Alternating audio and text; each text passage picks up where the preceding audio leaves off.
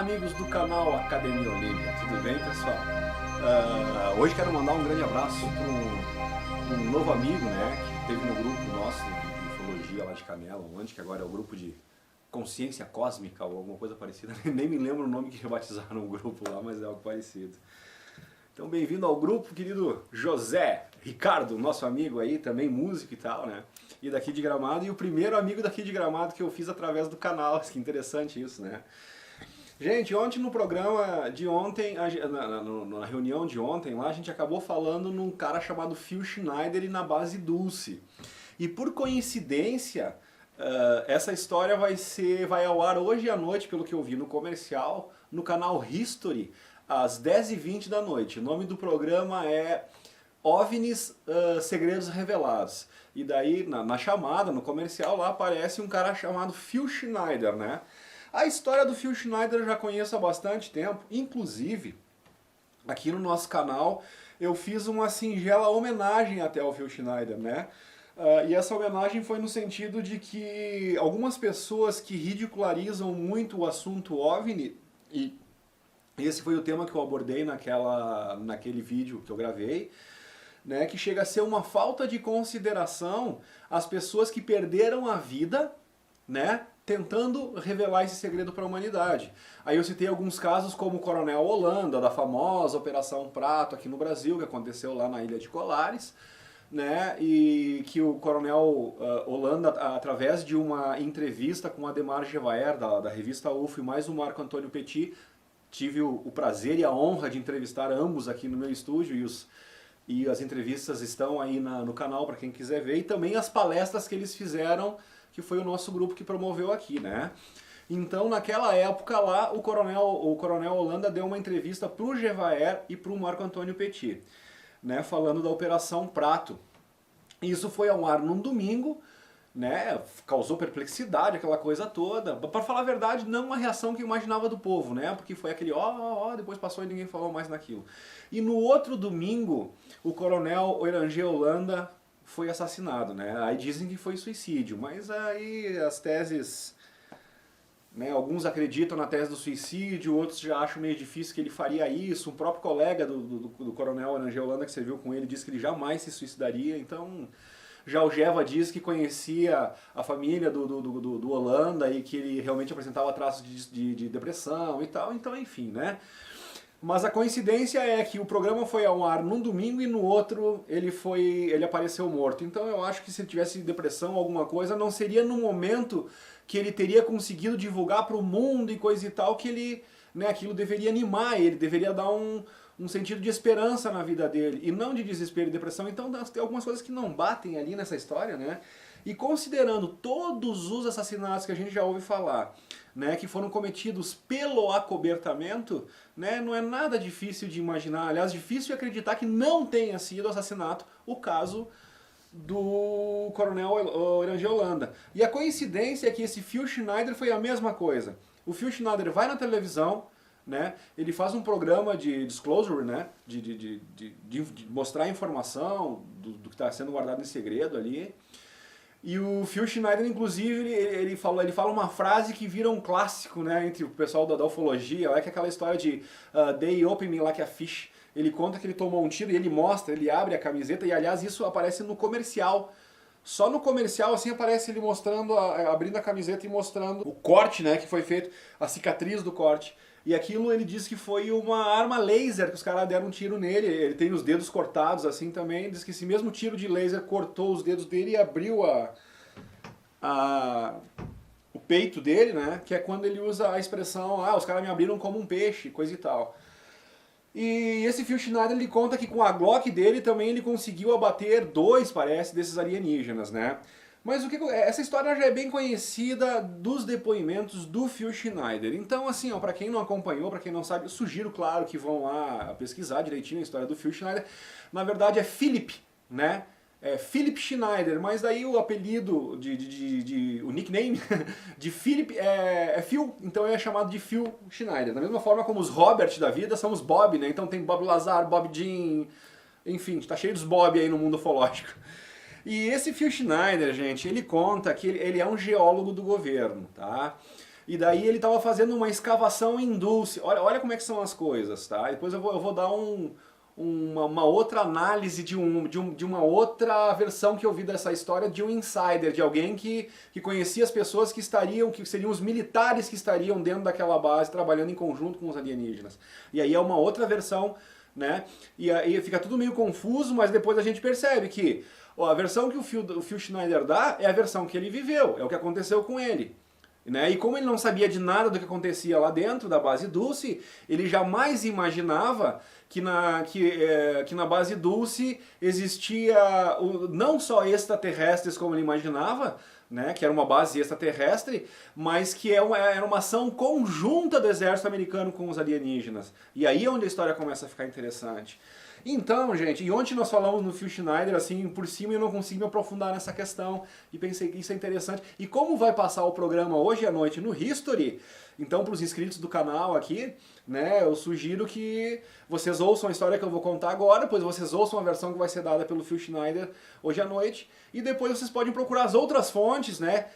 E agora vai ficar um pouco difícil, porque essa outra versão eu ouvi num dos programas do Project Camelot.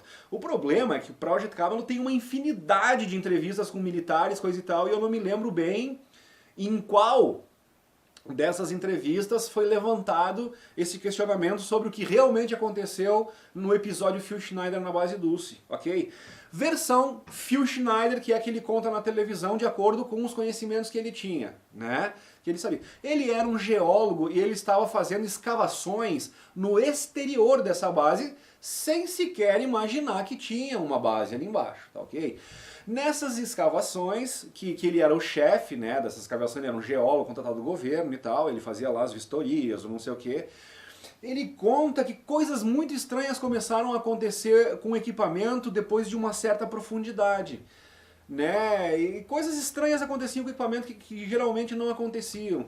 E ele começou a ficar muito surpreso com aquilo, ele começou a pressentir que tinha alguma coisa errada ali, e por alguma razão, ele disse que naquele dia ele resolveu ir trabalhar com a Glock dele. A Glock é uma arma, é uma pistola, ok? Deve ser...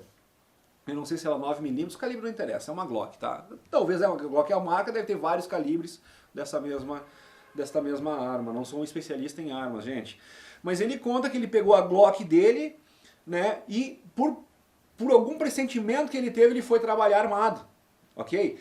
E daí conta o Phil Schneider que enquanto eles estavam escavando, daqui a pouco, né, eles atingem um ponto onde desaba a parte de terra e eles dão de cara com um túnel, com uma obra, digamos assim, né, subterrânea, e ali, então ele disse que ele deu de cara com alienígenas. E aí começou o tiroteio, e é nessa parte que ele conta que ele conseguiu abater, se não me engano, 2, ele fala, né, que ele abateu com a sua Glock. Então é mais um indício de que aqueles alienígenas eram de carne e osso, que eles foram atingidos, e eles responderam ao fogo no Phil Schneider com as suas armas laser. Né? E aí é onde ele conta que ele levou o tiro de laser que abriu ele, o famoso They Open Me Like a Fish, né?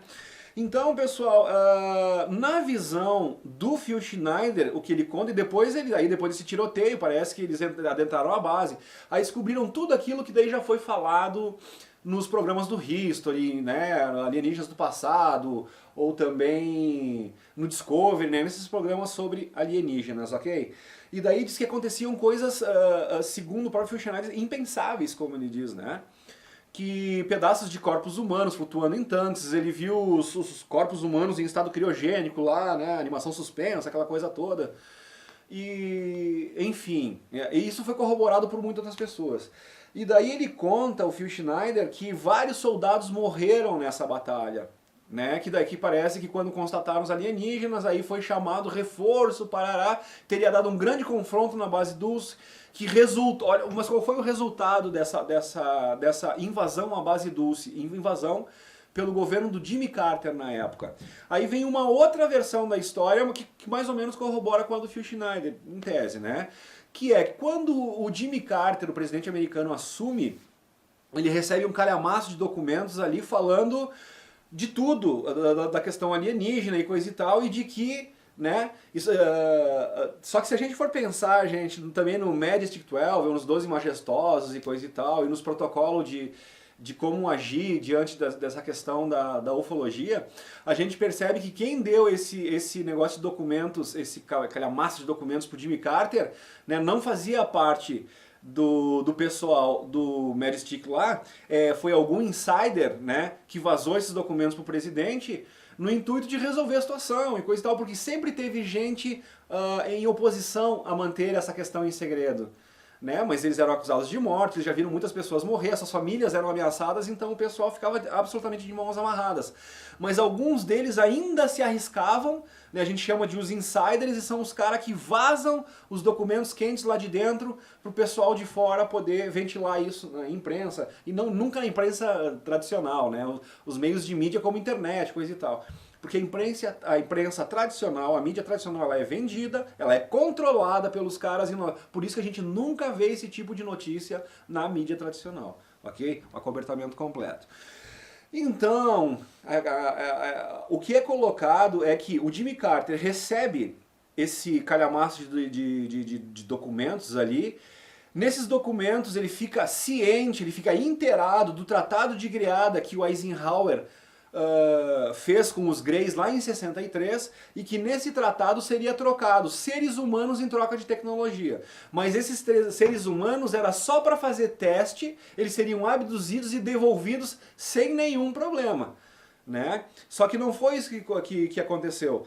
Como os Greys não eram confiáveis e eles tinham sido alertados por um outro contato feito com Eisenhower, que era o caso do famoso Valiantor, né, que ele queria dizer para eles, olha, vamos se entender, que é um caso mais ou menos semelhante ao do filme O Dia em que a Terra Parou, que foi feito o remake com o Keanu Reeves, né, que ele vem pra Terra, ele tem que falar com os governantes e tal, para dizer, olha, vocês estão fazendo bobagem aí, coisa e tal, só que no filme eles dão um troço, uma característica diferente, né, mas é mais ou menos baseado ao que o Valiantor veio fazer, que a missão dele era conversar com os governantes no mundo, e naquela época a maior potência era os Estados Unidos, depois da Segunda Guerra Mundial, né?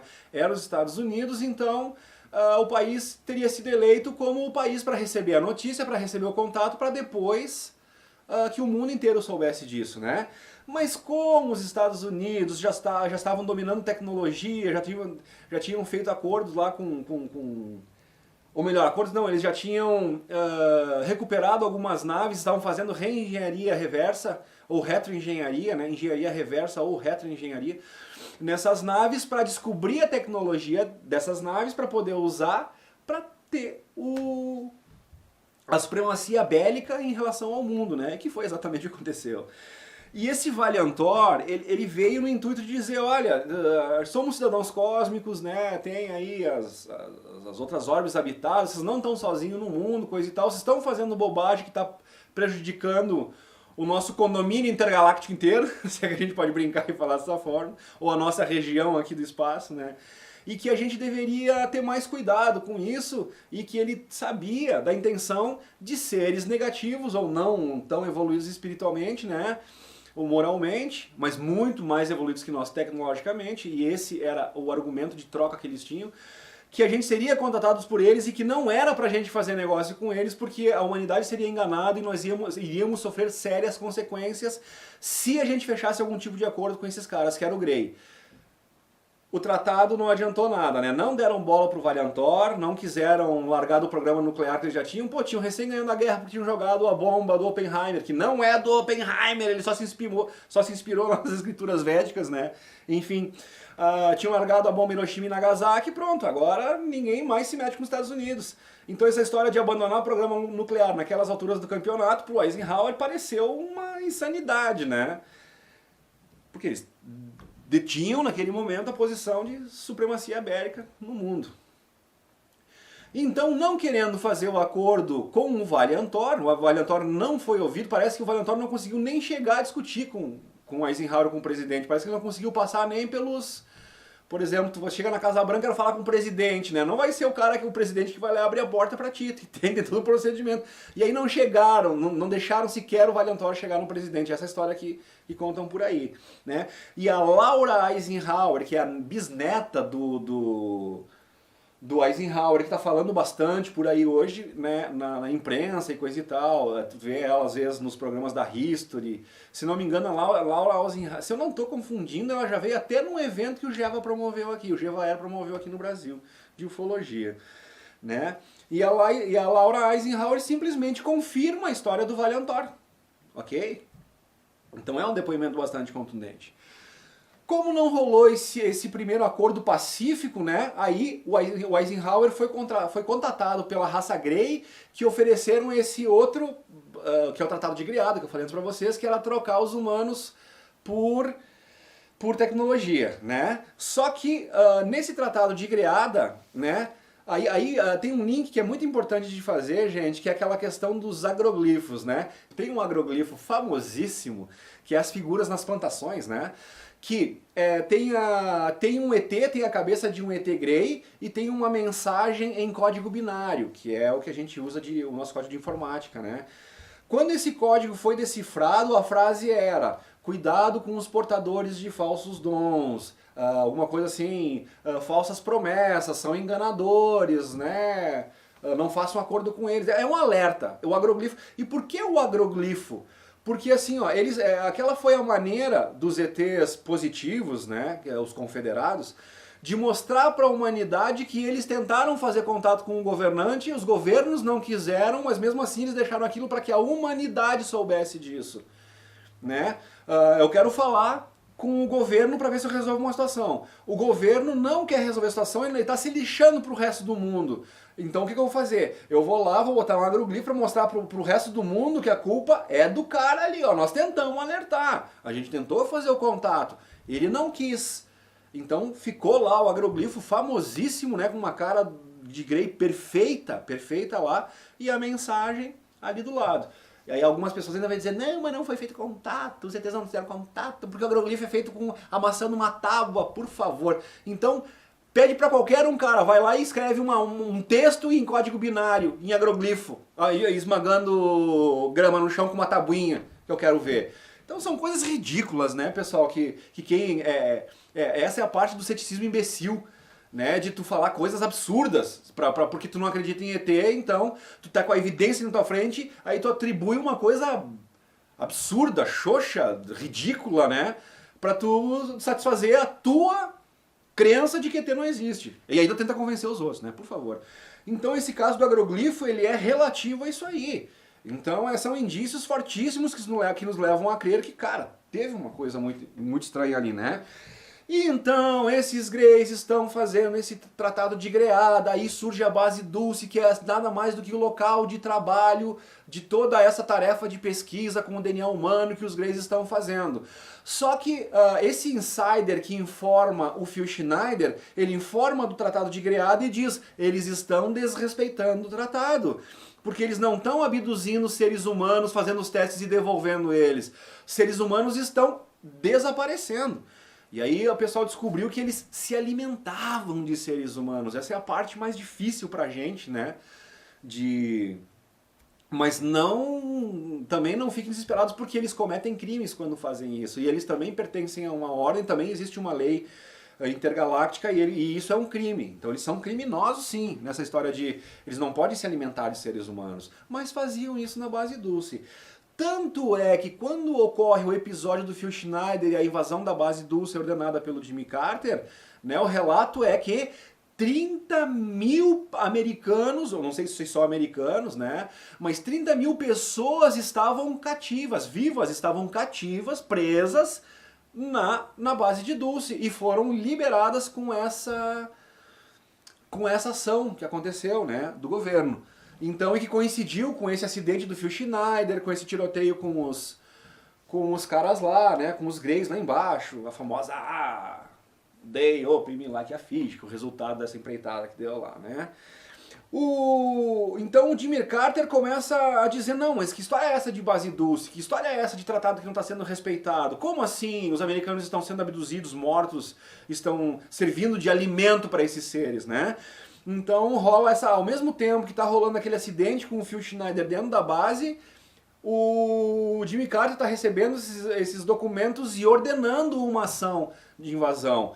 E houve uma grande guerra lá, onde morreram vários soldados e coisa e tal, né?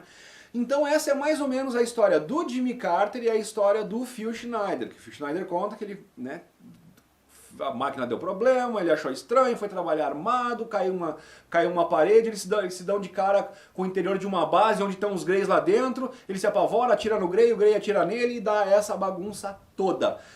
Aí, no projeto Camelot, do Bill Ryan e da Carrie Cassidy, que eu recomendo muito sempre aqui no programa, né? Projeto Camelot, assistam lá, maravilhoso. O que é o Projeto Camelot? É uma série de entrevistas, né, com ex-soldados de pelotão especial, que eram os insiders, ou os soldados psíquicos, né? Daí eu cito sempre uma entrevista maravilhosa de 3 cidadãos que os depoimentos deles se corroboram e é maravilhoso, que é o Aaron McCollum, o Finian Duncan e o Duncan O'Fanion, eu sempre esqueço qual que veio primeiro, mas é Duncan O'Fanion, eu acho. Eu não sei qual que é o sobrenome, qual que é o nome, ou Finian Duncan, enfim. E mais o Dave Corso, né? Então esses 3, cara, eles se complementam no discurso porque eles serviram juntos. Então o Dave Corso é o mais velho, quando ele tá saindo, tá entrando o Finian Duncan, então eles se conhecem. Inclusive o Duncan conta que ele só tá vivo por causa que o Dave Corso, que era o melhor atirador de elite lá do não sei o que, salvou numa operação que eles estavam tendo esse Finian Duncan. Então em tese esse Finian Duncan deve a vida pro Dave Corso. Né, numa dessas ações militares e tal, ele teve a vida salva pelo Dave Corso. Mas parece que na época eles eram só soldados e não tinham muito bem conhecimento no outro, né? Mas não sei se estavam na mesma tropa ou o que aconteceu, mas ele relata esse caso aí. E o Aaron McCollum é o mais novo dos 3, só que o pai do Aaron McCollum também era militar e tinha servido com o Dave Corso. Então os relatos se corroboram. E aí então com esses 3, tu tem 3 gerações, tu tem praticamente 3 décadas de história do exército americano, contada por insiders ali, por gente que viveu ali de dentro, né? E que se corroboram. Então tu começa a ver que não é mais fantasia, não é mais... Tu tem uma realidade ali. E eles todos falam com um profundo desprezo do exército americano. Que eles vão ser soldados porque eles querem ajudar a pátria, eles querem ajudar o país, eles querem fazer o bem. Quando eles descobrem a podridão toda, eles se rebelam, melhor dizendo, né? E aí eles sofrem as consequências por se rebelar, por sair do sistema e coisa e tal. Daí eles falam do MK Ultra, de como a memória deles é apagada e é inserida outras memórias para suprir aquela lacuna daquele tempo em que eles estiveram nas missões secretas, ou para eles não revelar, ou até para poupá-lo dos problemas psicológicos, das atrocidades que eles são obrigados a fazer das injustiças e atrocidades que eles são obrigados a fazer nessas missões americanas, né? Enfim, por isso que eles saem, eles deserdam, né? São desertores, melhor dizendo, do exército, lá e rola essa parada toda. Então eles falam dessas coisas todas e tu ouve, né, os relatos deles e aí tu vê que tem coisa. Então esse Project Camelot, ele conta, ele reúne todo inclusive tem um cara que é o Mark Richard também, que é um outro cara que ele tá preso, o capitão, né, do exército, e a Carrie Cassidy vai dentro do presídio para fazer uma entrevista com ele. Então é maravilhoso as coisas, e tu começa a ouvir todos os depoimentos dos ex-militares, né, falando, dando seus relatos, aí tu vê que se corrobora e tu vê que a história é uma só. Só que aí mudam, tem algumas interpretações diferentes em relação a algumas coisas, e é aqui onde eu quero chegar no caso do Phil Schneider. Então, esse mesmo caso do Phil Schneider visto por uma outra ótica, né? Alguém comentou agora, pô, eu não vou lembrar quem foi o cara, até peço a ajuda dos inscritos e dos estudiosos aqui, para dizer, Luciano, esse caso que tu tá falando é tal, e isso acontece muito. Eu peço ajuda aqui para os universitários e a pessoa aqui, muitos sábios, muitos estudiosos, né? Diz, Luciano, o nome que tu tá procurando é tal, o filme que tu mencionou é tal, então já agradeço de antemão aqui. Então quem já tiver estudado essa história, me ajude nessa questão, por favor, pra gente conseguir o link, né? Pra divulgar esse vídeo específico desse caso do Phil Schneider, para nós poder comparar as versões, né? Então a outra versão do incidente Phil Schneider, de gente que estava lá dentro da base, é diferente. Né? O Phil Schneider conta que ele invadiu, ele entrou, descobriu uma base e que ele achou que era uma base secreta alienígena. O que o Phil Schneider não sabia? Que aquela base tinha o conhecimento do governo, né, dos 12 majestosos lá, que aquela base era resultado do Tratado de Greada, ou seja, teve a permissão americana para ser construída essa base em solo americano. e que inclusive dos 7 andares subterrâneos que tem essa base, os ETs trabalhavam nos últimos 2 andares subterrâneos, né? Conforme tu ia descendo nessa base, mudava o poder hierárquico da coisa, né? Ou seja, só os mais graduados podiam chegar mais lá embaixo, coisa e tal, tinha todo um sistema de segurança lá que era... Né? E me dizem que nos últimos andares, lá no 6º e no 7º, os mais profundos, nenhum ser humano entrava lá embaixo. Lá era restrito, né, dos alienígenas. O que seria um contrassenso, que seria uma estupidez, né? Como que os americanos iam deixar os caras trabalhar secretamente lá sem eles saber o que estava acontecendo? Mas cresceu o olho em torno da tecnologia que eles queriam dos aliens, aceitaram qualquer condição de acordo lá e fizeram essa pataquada que envolve o planeta e essa confusão que nós temos até hoje, né? Aí. Então essa outra versão do Insider que estava lá dentro é que a gente sabe que justamente o que era o Tratado de Greada? Era a troca de tecnologia. Então o que eles fariam? Era como se fosse um intercâmbio. Então dizem que nesse tratado, seres humanos, né, militares, foram para o planeta e foram para o espaço e coisa e tal para aprender coisas lá, e os ETs ficaram aqui para aprender coisas aqui. Foi bem um intercâmbio, né? Como tu manda teu filho estudar nos Estados Unidos e o filho da família americana vem aqui na tua casa. É basicamente a mesma coisa, o mesmo processo.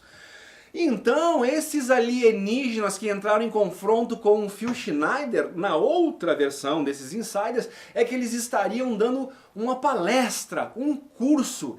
Eles estavam ensinando um grupo de humanos a trabalhar com certa tecnologia. Era um curso, era uma aula, uma coisa assim. Eles estão lá dando essa aula, né? E de repente ocorre o incidente do Phil Schneider. Essa entidade, ela não tinha, pelo que consta, ela não tinha a intenção de matar o Phil Schneider e ela convivia com os humanos ali dentro, mas os humanos que estavam conscientes do Tratado de Greada e eram os que foram escolhidos para receber o conhecimento desses alienígenas. Eles estavam ali como professores, como tutores. Quando esse alienígena percebe no Phil Schneider o pavor, o desespero, e o Phil Schneider saca essa arma para atirar nele, o que ele faz? Ele se defende. Ele se defende. Então não dá para tirar a razão do Phil Schneider, né? Ele se apavorou, achou que os alienígenas invadindo nós aqui, temos que matá-los, coisa e tal, e deu aquela bafafá todo. O alienígena, pelo que os outros que contam, se não tivesse tido essa reação violenta do Phil Schneider, não teria dado em nada. Mas aí tu pergunta, tá, mas o Jimmy Carter não tinha mandado um pelotão lá, justamente para acabar com essa folia toda? Então mesmo que o Phil Schneider não tivesse ocorrido aquele acidente, que tivesse caído a parede, ele tivesse acessado, né, aquela câmara subterrânea lá onde estavam os ETs, mais cedo ou mais tarde essa invasão ocorreria porque o Jimmy Carter estava ciente disso e já estava descontente com o descumprimento por parte dos Greys do Tratado de Greada. Né? E agora olha que interessante, o pessoal do Valiantor avisou, o pessoal do Valiantor tentou, o próprio Valiantor, né? Ele tentou explicar isso e tentou falar que não ia dar certo e não quiseram. Foram lá e deixaram no agroglifo, cuidado que eles vão enganar, que eles vão mentir. Dito e feito. Dito e feito, né? E aí desenvolveu todo esse episódio da base Dulce.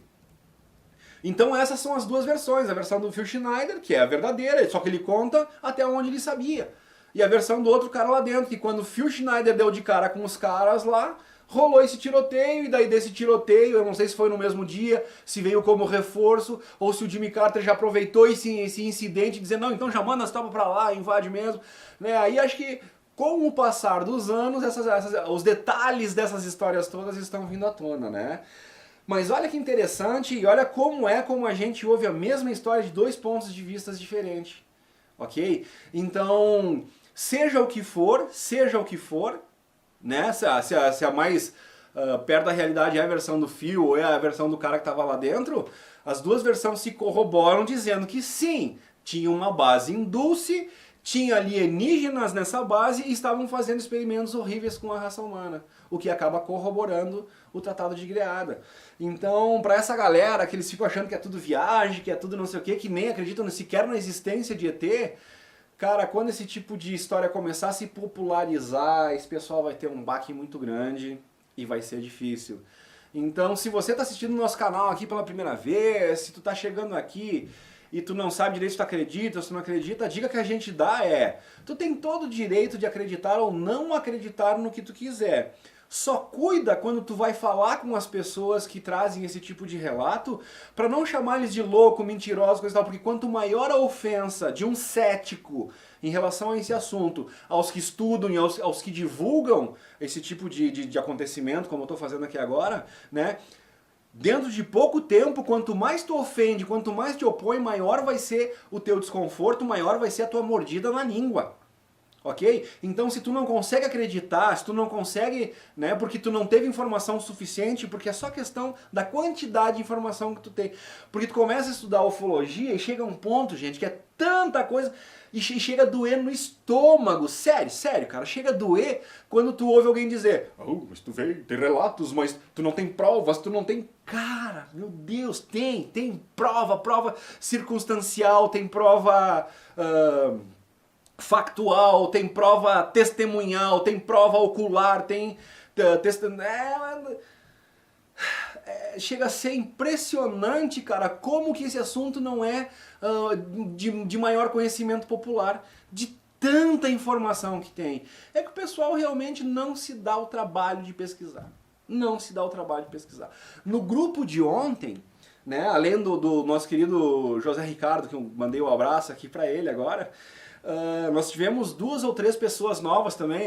Abraço a todos também, não creio que todos vão assistir o canal aqui, mas enfim, sejam todos bem-vindos ao grupo. E o que é unânime? Né? A gente fez uma apresentação pro pessoal do grupo para que a gente conhecesse de onde eles vinham, quem eles eram, o que eles faziam e por que eles estavam lá, né? E a razão das pessoas procurarem esses grupos é porque tu começa a ver que tem alguma coisa ali, né? Tu começa a achar indício, tu vê que não é loucura porque o nível de informação começa a ficar muito alto, a quantidade de informação começa a ficar muito alta, e tu começa a te convencer que, cara, tudo isso que eu tô vendo não pode ser mentira, né? Porque tu tem uma mente lógica e quando tu começa a ver tudo aquilo ali, tu acaba quebrando todos os teus antigos paradigmas que te causavam uma certa rejeição a esse tipo de assunto, e tu começa a passar a aceitar porque não tem outra forma. Não tem outra forma, tu te obriga a aceitar. Por quê? Porque é uma realidade que está acontecendo, que estamos vivenciando, né? E aí tu descobre tudo isso e tu vai tentar falar para as pessoas, e aqueles que não têm o mesmo nível de informação que tu, eles não assistiram os mesmos vídeos, eles não viram os depoimentos das pessoas, eles não conseguiram juntar o link todo das coisas, né? Então é lógico que para eles a gente parece estar falando um monte de absurdo, um monte de fantasia, um monte... Então o relato era unânime. Pô, eu comecei a descobrir tudo isso e não tenho com quem conversar. E a gente precisa conversar dessas coisas. Porque isso fica guardado dentro do teu peito, tu precisa trocar ideia, tu precisa trocar informação, tu precisa ter a noção que não é só tu que percebeu isso. Né? Essa sensação de tu estar sozinho, e isso é muito comentado, pô, eu me sinto sozinho. Né? E aconteceu comigo, a gente não consegue mais participar das rodas de conversas normais, assim, coisa e tal, onde o pessoal vai falar de futebol, vai falar da vida sexual das outras pessoas. Ah, tu viu que o Lulu Santos apresentou o marido dele, que absurdo, não sei o quê. Cara, vocês ainda estão batendo na tecla preocupada com a sexualidade das pessoas. Então, com tanta coisa acontecendo no universo de Nova, e vocês ficam... E as pessoas ficam discutindo com todo respeito, mas são babaquices esse tipo de coisa, gente. Entendeu? Nós temos uma coisa universal, grandiosa, monstruosa acontecendo, e as pessoas discutindo... de futebol, a Big Brother, a vida sexual das pessoas. Então é natural que a gente comece a se afastar desses grupos, né? E começa a não ter mais o menor interesse em fofoca. Ah, tu viu o vestido que feio daquela lá que veio? Tu viu fulano comprou carro novo? Fofoca, futilidade, imbecilidade, assunto que não te levam, né? Sabe? Uma vez parecia que era agradável jogar conversa fora. Hoje jogar conversa fora me parece um absurdo, me parece uma absoluta perda de tempo. Porque quando a gente se encontra entre os pessoal que estudam, né, o nível de conversação, falando de história, de arqueologia, cara, é um papo muito mais interessante. Agora, para um cara que está com a mente restrita ali, que não conseguiu essa amplitude, não conseguiu ampliar os seus horizontes em relação ao universo, esse tipo de papo vai parecer realmente coisa de maluco e coisa e tal. Só que em algum momento a ficha vai ter que cair. mesmo que seja de isopor. A ficha vai ter que cair uma hora. Então, esses grupos são importantíssimos para as pessoas trocarem informação, para as pessoas não se sentirem excluídas, né? Porque na verdade, vocês fazem parte de um grupo seleto de pessoas que perceberam, que conseguiram notar, que tiveram a grandiosidade intelectual, digamos assim, né? De perceber uma coisa que a grande maioria aí dá risada, faz chacota, faz não sei, né? Então, é por aí. Então, assistam hoje à noite, pessoal, às 10h20 da noite, o History, né, com os segredos revelados. Às vezes eu me decepciono, né? Porque quem estuda bastante ufologia fica segredos revelados esperando alguma novidade, e os segredos que eles vão revelar no programa é coisa que tu já sabe há 3, 4, 5 anos atrás. E isso comigo acontece muito e é chato, porque tu fica ansioso por uma novidade, né? Bah, será que agora vai rolar aqui e tal? E é uma coisa que tu já viu no YouTube, que tu já pesquisou, que tu já procurou. E por outro lado, tu fica feliz porque, não, então eu tô bem informado, mais ou menos, diante do que tá acontecendo por aí. Então, gente, né, esses que estão chamando nós de louco, viajando na maionese, fora da casinha, ignoremos. E quanto mais eles nos ofendem, e quanto mais eles fazem essas falácias acima de nós, maior vai ser a mordida na língua, né? E esses que tiram sarro, e que falam, e que riem alto, coisa e tal, vão ser os mais prejudicados, porque quando a verdade se revelar, como que alguém que ficou ridicularizando todo mundo agora vai dizer, tá... o ZTzinho lá que eu falava que vocês eram tudo louco, que não existia, agora eu quero saber, mas, tá, então eles existem, né? Mas o que eles estão fazendo aqui? O que eles querem com a gente? Tem que ter medo, tem que não ter... O que eles vão fazer? Eles vão vir com o rabinho no meio das pernas pedir informação pra quem? Porque agora eles vão estar apavorados, eles vão estar vendo que tudo que eles ignoraram é uma realidade que tá ali, e como eles ficaram o tempo todo perdendo tempo, em vez de investigar aquilo ali, só ofendendo as pessoas que traziam esses assuntos à baila, né? Alguns, por orgulho tão grande, né, não vão ter nem coragem de se informar sobre isso, porque eles ridicularizaram tanto as pessoas. Isso acontece com alguns líderes religiosos. Eu fui falar uma vez com um pastor, cara, que eu tinha um apreço por ele, pela família dele, e continuo tendo apreço pela família dele. Mas ele me tratou como fosse uma criança, riu da minha cara. Cara, foi uma coisa tão desastrosa, sabe? Tão... E já passaram, isso foi em 2015, então já se passaram 4 anos e é só uma questão de tempo. Eu só quero ver quando essas coisas começarem a acontecer e o pessoal dessa igreja começar a dizer, pastor, eu vi! O que é isso, pastor? Não foi alucinação, eu não uso droga, eu não bebo, pastor, eu vi, meu marido estava junto, meu filho estava junto. O que é isso, pastor? O que o pastor vai dizer para os seus fiéis? Como é que ele vai explicar uma coisa que ele não sabe? Né? E isso vai acontecer. E eu pergunto, então isso vai obrigar ele a buscar, porque ele vai ter que dar alguma resposta, porque ele é o pastor, né? As suas ovelhinhas desesperadas por respostas vai perguntar alguma coisa para ele, aí aquelas famosas citações bíblicas que eles estão acostumados a dizer não vai dar resposta que as pessoas precisam, porque não tem a resposta para esse tipo de situação ali, né? Eu quero ver se esse pastor vai ter a hombridade, a grandiosidade de caráter de vir aqui me procurar e dizer, Luciano, tu tentou debater comigo seriamente esse assunto e eu te ridicularizei, me perdoa. Isso seria uma atitude grandiosa de um grande homem, de caráter. Será que isso vai acontecer? Só o tempo dirá. Beijo.